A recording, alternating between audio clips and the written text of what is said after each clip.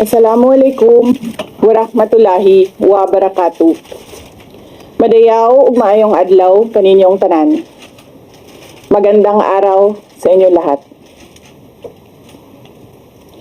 Proverbs 19 verse 21 states, "Many are the plans in a person's heart, but it is the Lord's purpose that prevails."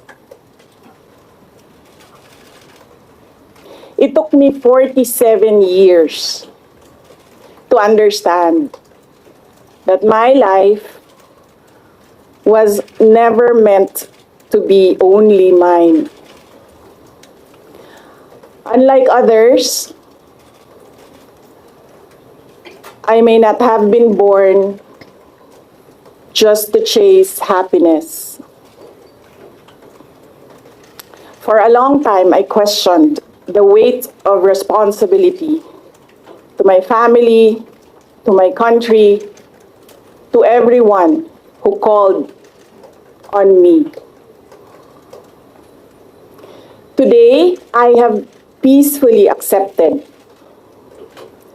that my life is unlike any other. Sa unang mga buwan ng aming mga termino, nakita ko na ang kawalan ng katapatan ni Bongbong Marcos Jr. sa mga pangakong binitawan noong kampanya, pati na sa kanyang sinumpaang tungkulin para sa bayan. Dahil hindi ko kinaya na maging bahagi ng 2025 national budget na tadtad ng katiwalian, pinili kong umalis sa kabinete kahit alam ko na mula pa noong 2023 na ang magiging kapalit ay ang aking impeachment. Mga kababayan,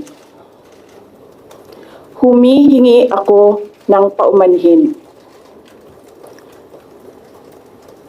Patawad kung tinulungan ko mahalal si BBM bilang Pangulo ng ating bansa.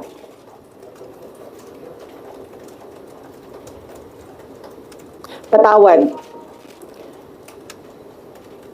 kung hanggang ngayon ay marami pa ring Pilipino ang nalulunod sa baha ng dahil sa malawakang korupsyon.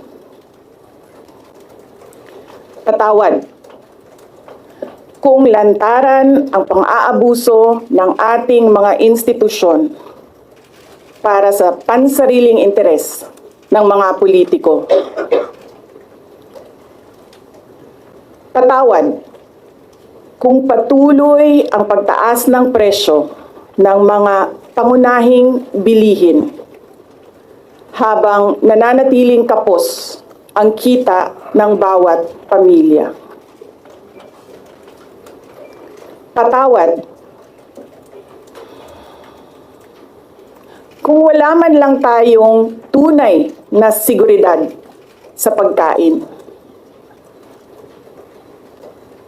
Patawad kung may nagkakasakit at binabawian bigla ng buhay dahil sa kakulangan ng maayos at epektibong healthcare system. Hindi ako kailanman natakot sa pagsira nila sa pangalan ko. Ngunit, may takot ako para sa ating mga anak. May takot ako para sa susunod na henerasyon.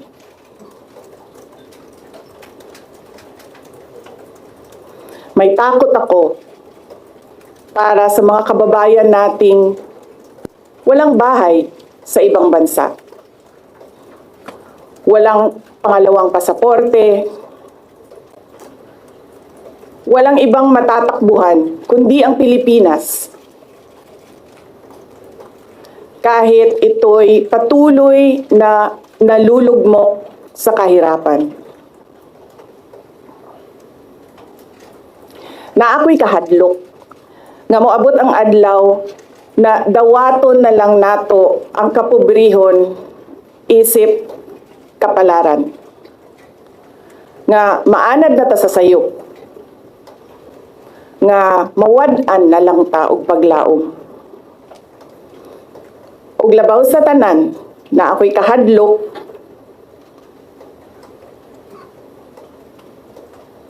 nga moabot ang adlaw nga wala na tay Pilipinas nga ikahatag sa atong mga anak. I cannot kneel before each and every Filipino to beg for forgiveness. Instead, I offer my life, my strength, and my future in the service of our nation. Mga kababayan, ibalik natin ang tapang at malasakit para sa Diyos, sa bayan, at para sa bawat pamilyang Pilipino. Ako si Sara Duterte, tatakbo bilang Pangulo ng Pilipinas. Shukran.